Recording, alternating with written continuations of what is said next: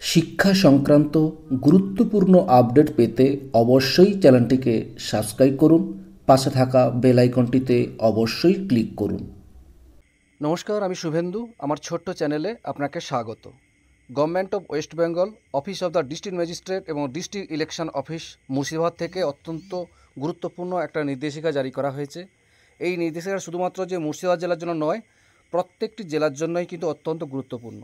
এবং DM office থেকে বা ডিস্ট্রিক্ট ইলেকশন অফিস থেকে দেওয়া হয়েছে the district inspector of school secondary education Murshidabad, the district inspector of school primary education Murshidabad থেকে দেওয়া হয়েছে। এখানে যে বিষয়টি বলা হয়েছে সেটা আপনাদের সঙ্গে শেয়ার করতে চাই। এখানে যে বিষয়টি বলা হয়েছে যে সহকারী শিক্ষকদের বুথ লেভেল অফিসার হিসাবে নিয়োগ সংক্রান্ত এই নির্দেশিকাটি দেওয়া হয়েছে। কি বলা হয়েছে? এখানে বলা হয়েছে যে ভারতের নির্বাচন কমিশনের আদেশ অনুসারে প্রাথমিক এবং মাধ্যমিক বিদ্যালয়ের সহকারী শিক্ষক সহ সরকারি কর্মচারীদের কিছু শ্রেণীর ভোটার তালিকা সংশোধনের কাজে উদ্দেশ্যে বুথ লেভেল অফিসার অর্থাৎ বিএলও হিসাবে নিয়োগের জন্য যোগ্য হিসাবে মনোনীত করা হয়েছে। এখানে কি বিষয় বলা হয়েছে? এখানে বলা হয়েছে নিম্ন স্বাক্ষরকারীকে নজরে এসেছে যে কিছু সহকারী শিক্ষক নিয়োগপত্র গ্রহণ করতে বা এই বিএলও দায়িত্ব পালনে অনিচ্ছুক, যদিও তারা আনুষ্ঠানিকভাবে মনোনীত হয়েছেন বা নিযুক্ত হয়েছেন।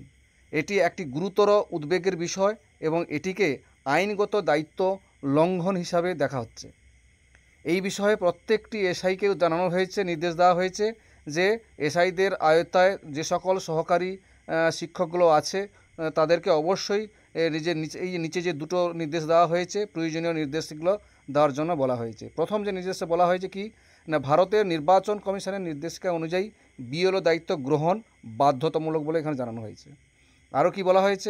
দুয়ে কি বলা হয়েছে না, এই ধরনের দায়িত্ব পালনে কোনো অস্বীকৃত বা অবহেলাকে দাপ্তরিক কর্তব্য লঙ্ঘন হিসাবে গণ্য করা হবে, যার ফলে 1950 সালের জনপ্রতিনিধিত্ব আইনের 32 ধারায় বিধান অনুসারে দায়িত্বপ্রাপ্ত ব্যক্তির বিরুদ্ধে শাস্তিমূলক ব্যবস্থা নেওয়া হবে। এই যে আইনটি বলা হচ্ছে, এই আইন যদি লঙ্ঘন করা হয় কী করতে হতে পারে না, 3 থেকে 1 বছর পর্যন্ত জেল হতে পারে বলে এখানে জানানো হয়েছে।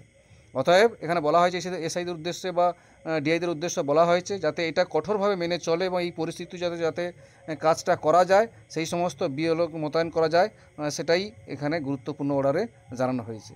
আর সেটাই আপনাদের সঙ্গে শেয়ার করলাম। ভিডিওটি দেখার জন্য অসংখ্য ধন্যবাদ।